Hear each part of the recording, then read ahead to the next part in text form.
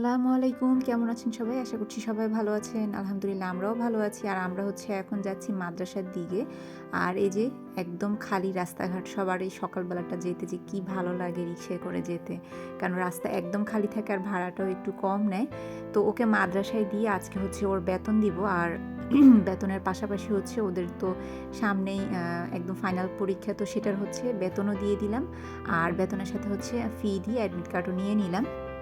তো এখান থেকে কাজ শেষ করে আমি একটু লাইব্রেরিতে গেলাম। সেখান থেকে আমি রাবার কিনেছি, শার্পনার কিনেছি। ওর জন্য তো আমার ঘরে সবসময়ই বাড়তি রাবার এবং শার্পনার, পেন্সিল ওগুলো রাখা লাগে। পেন্সিল যদিও আমি একসাথে 12টা কিনে ফেলি, আর রাবার শার্পনার এগুলো আমি খুচরা খুচরা কিনি, 2টা 4টা করে কিনে রাখি। কারণ শার্পনার এই 5-10 টাকা দামের শার্পনারগুলো কিন্তু বেশি দিন ব্যবহার করা যায় না। তো যাই হোক, আর এই শার্পনার রাবার কিনে আমি হেঁটে হেঁটেই ঘরের দিকে চলে যাচ্ছি, যেহেতু এখন রাস্তা মোটামুটি খালি। তো এরপরে আসার সময় আবার ছেলেকে নিয়ে আসলাম, ছোট ছেলেকে। ওকে গতকালকে আনিনি, আজকে ভাবলাম ওকে নিয়ে যাই। আর যেই দিনও সকালবেলা দেরি করে ঘুম থেকে উঠে ওই দিন ওকে আমার নিয়ে যেতে হয়, কারণ 12টা 1টার দিকেও আর তখন ঘুমায় না। তো সেই জন্য ওকে আজকে একদম গা গোছল ধুইয়ে আমি একদম রেডি করে নিয়ে এসেছি।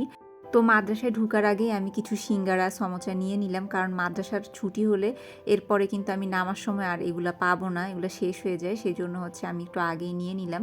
আর এরপরে এখন উপরের দিকে উঠে যাচ্ছি।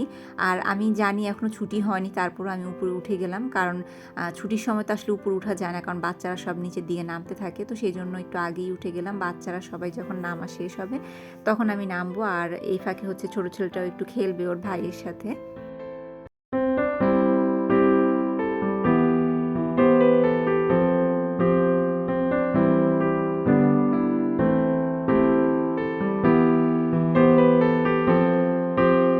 আজকে একটু ইচ্ছা করে উপরে সময় নিয়ে বসলাম, যাতে করে ছোট বাচ্চাটা কিছুক্ষণ খেলতে পারে।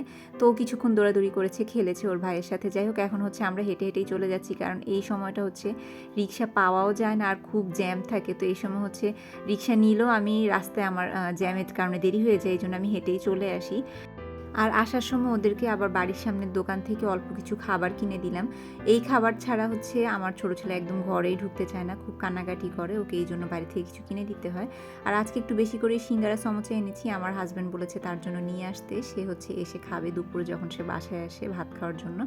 তো আজকে ঘরে পরার জন্য একটা কালো রঙের স্যান্ডেল নিয়ে নিলাম। এই স্যান্ডেলটা কিন্তু 100 টাকা নিয়েছে এবং আমার কাছে তো বেশ ভালো লেগেছে। ইদানিং কালো কালারটা দেখলাম ভালোই লাগে।